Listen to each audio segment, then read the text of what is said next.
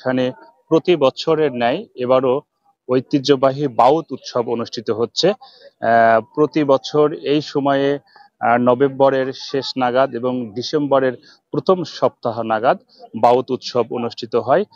হাজার হাজার মানুষ মাছ ধরার উৎসবে মেতে ওঠে। আমি যদি একটু দেখাই যে আমার পেছনে সেই বাউত উৎসব অনুষ্ঠিত হচ্ছে। হাজার হাজার বাউতরা যারা মাছ ধরেন এই উৎসবে, তাদেরকে বাউত বলা হয়। তাদের এই নামেই বাউত উৎসব নামকরণ। তারা শত শত মানুষ, শত শত বাউত তাদের বিভিন্ন ধরনের জাল নিয়ে, কেউ পলো ফেলে, কেউ ধর্মজাল নিয়ে তারা এই বাউত উৎসবে মেতে উঠেছেন। বাউত উৎসবে যারা মেতে উঠেছেন তারা বলছেন যে এই ঐতিহ্য বাঙালির শত বছরের ঐতিহ্য। শত বছর ধরেই এই উৎসবটি প্রতি বছর হয়ে থাকে। পাবনার এই ভাঙ্গুড়া উপজেলার রুহুল বীরে আমি এই বাউতের উৎসবে যারা মেতেছেন তাদের সঙ্গে কথা বলেছি। তারা বলছেন আগে যেভাবে মাছ পাওয়া যেত, সময়ের ব্যবধানে এখন আর সেই ধরনের মাছ তারা পান না। তারা বিভিন্ন ধরনের মন্তব্য করেছেন। তারা বলছেন যে একদিকে যেমন বিলে দেশীয় জাতীয় মাছ আর পাওয়া যায় না, অপরদিকে যে নির্দিষ্ট কিছু বিলে যে দেশীয় মাছগুলো পাওয়া যেত, সেগুলো এখন আর সেভাবে পাওয়া যায় না। তার কারণ বিলে চায়না দুয়ারি জাল ফেলে রাখা হয়, গ্যাস ট্যাবলেট ব্যবহার করে এই ধরনের দেশীয় মাছগুলোকে হত্যা করা হয়, যার কারণে জেলেরা, মানুষ, বাউতরা আর সেইভাবে মাছ পান না। আমি যদি একজন বাউতের সঙ্গে কথা বলি, যে আপনারা কোথা থেকে আসছেন? বাসা এইখানে, আমরা ভাঙ্গুড়া থানা থেকে আসছি। তো এখানে প্রত্যেক বছরই 3 দিন করে মাছ মারা হয়, শনিবার, মঙ্গলবার, আবার শনিবারে। আজকে প্রথম দিন। মাছ কেমন কেমন মাছ পান? আগের মতো এখন আর মাছ পাওয়া যায় না। এখন ওই যে চায়না জাল টাল বের হয়, এখন আর আগের মতন মাছ পাওয়া যায় না। আচ্ছা আচ্ছা, বুঝতে পারছি।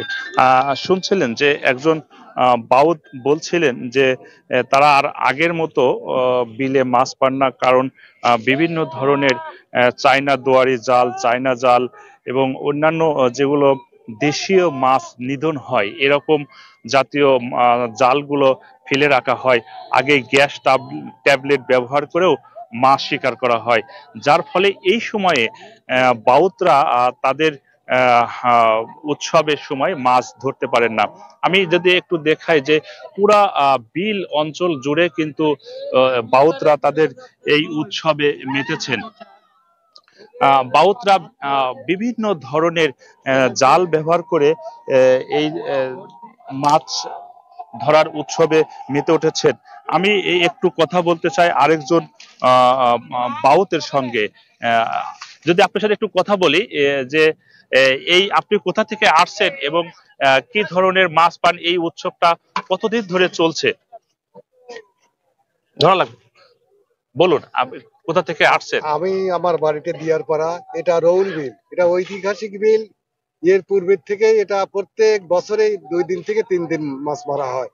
এবং এখন বর্তমানে চায়না জাল হওয়ার কারণে এই বাউতরা তারা ঠিক মতো না, সঠিকভাবে মাছ ধরতে পারে না, এবং তার আগেই তারা মাছ মারে নেয়। বা ওই এখন কি গ্যাস ট্যাবলেট ছাড়ে, গ্যাস ট্যাবলেট ছাড়লে ফেরে দেখা যায় যে পানিতে আর মাছগুলো তাজা থাকে না, নষ্ট হয়ে যায়, এই মাইরে শেষ করে।